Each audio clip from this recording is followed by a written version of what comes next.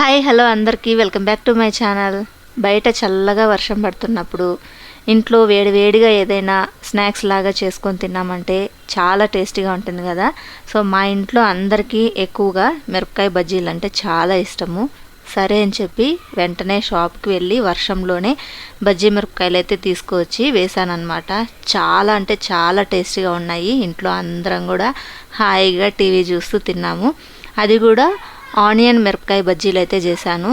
దానికోసం ఫస్ట్ చిన్నగా కట్ చేసుకున్న ఆనియన్ తీసుకొని అందులోనే కొద్దిగా కొత్తిమీర, స్పైసీకి తగ్గట్టు కారం, రుచికి తగ్గట్టు ఉప్పు వేసుకొని ఇలాగా కలిపేసి పక్కన పెట్టేసుకోవాలి. మనం తీసుకువచ్చిన బజ్జీ మిరపకాయల్ని నీట్గా వాష్ చేసి ఇలాగా మధ్యలోకి కట్ చేసుకొని లోపలున్న గింజల్ని తీసేయాలన్నమాట. ఇలా మిరపకాయలో ఉన్న గింజలన్నీ తీసేసిన తర్వాత మనం ఇందాక కలిపి పెట్టుకున్నాం కదా ఆనియన్ మిక్స్, దాన్ని మిరపకాయలోకి స్టఫ్ చేసుకోవాలి. అప్పుడు మనకి ఆనియన్ స్టఫ్డ్ బజ్జీ మిరపకాయ అయితే రెడీ అయిపోతుంది. ఆనియన్ ఒకటే కాదు, ఉల్లగడ్డతో చేసుకోవచ్చు, వాముతో చేసుకోవచ్చు, అలాగే చింతపండు గుజ్జుతో కూడా చేసుకోవచ్చు అండి. చాలా టేస్టీగా ఉంటాయి అన్నమాట బజ్జీ మిరపకాయలు. నెక్స్ట్ మన ఛానల్లో రాబోయే వీడియోస్లో ఈ రెసిపీస్ అన్నీ కూడా చేసి చూపిస్తాను. సో ఇప్పుడైతే నేను ఆనియన్ స్టఫ్డ్ బజ్జీ మిరపకాయ అయితే చేస్తున్నాను అనమాట. ఇలాగా మిరపకాయల్లో అన్నిటిలో కూడా గింజలన్నీ తీసేసిన తర్వాత మనం కలిపి పెట్టుకున్న ఆనియన్ మిక్స్ని ఇలాగా ఒక్కొక్క దానిలోకి స్టఫింగ్ చేసేసుకుంటున్నాను.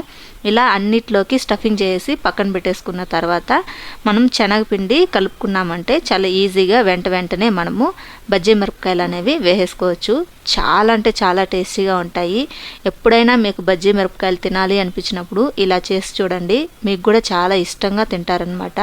మీ ఇంట్లో వాళ్ళందరూ కూడా చాలా అంటే చాలా ఇష్టపడతారు ఈ బజ్జీ మిరపకాయల్ని.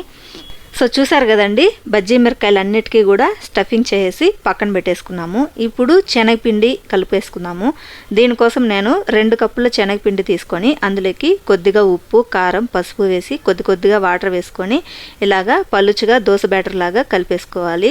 ఇలా కలిపేసుకున్న తర్వాత పక్కన పెట్టేసుకొని ఇప్పుడు స్టవ్ పైన డీప్ ఫ్రైకి సరిపడా ఆయిల్ వేసుకొని ఆయిల్ బాగా హీట్ అయిన తర్వాత మనం కలిపి పెట్టుకున్న శనగపిండిలోకి ఒక్కొక్క మిరపకాయని వేసుకొని 2 వైపులా పిండి బాగా కోటింగ్ అయ్యే విధంగా కలుపుకొని ఆయిల్లోకి వేసుకొని ఫ్రై చేసుకోవాలి. మీకు ఇంకా సింపుల్గా కావాలి అనిపిస్తే కనుక మనం మిక్స్ చేసి పెట్టుకున్న శనగపిండి బ్యాటర్ని ఏదైనా ఒక గ్లాసులోకి పోసుకొని ఈ మిరపకాయ బజ్జీని అందులో ముంచి వేసుకున్నామంటే మన చేతులు కావకుండా ఇంకా సింపుల్గా వేసేసుకోవచ్చు.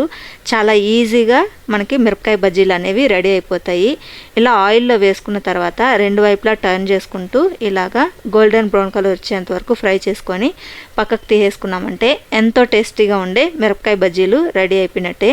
సో చూసారు కదండి, టేస్టీ మిరపకాయ బజ్జీలు అయితే రెడీ అయిపోయాయి. ఇంకా లేట్ చేయకుండా మీరు కూడా ఈ మిరపకాయ బజ్జీలని మీ ఇంట్లో ట్రై చేసి టేస్ట్ చేసి మీకు ఎలా అనిపించింది ఏంటి అనేది మీ ఫీడ్బ్యాక్ని కింద కామెంట్ సెక్షన్లో కామెంట్ ద్వారా తెలియచేయండి.